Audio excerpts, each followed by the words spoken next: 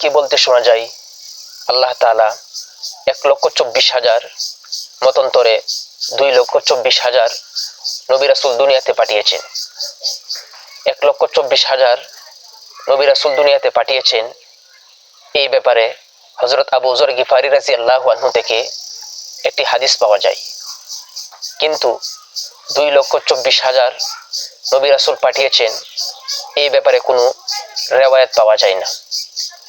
আল্লামা Jalaluddin Suyuti রহমাতুল্লাহি আলাইহি এই ব্যাপারে বলেন, লাম আকিফ আলাইহি, আমি এই ব্যাপারে কোনো সনদ খুঁজে পাইনি।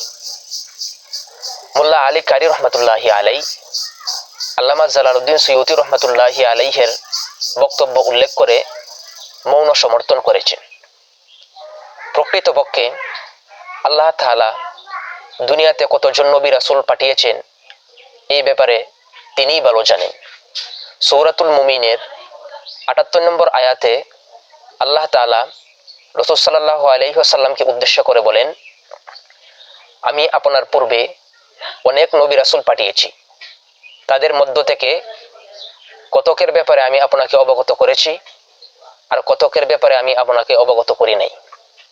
অতএব বোঝা গেল যে আল্লাহ তাআলা দুনিয়াতে কতজন নবী রাসূল পাঠিয়েছেন তার সঠিক সংখ্যা একমাত্র আল্লাহ তাআলাই ভালো জানেন।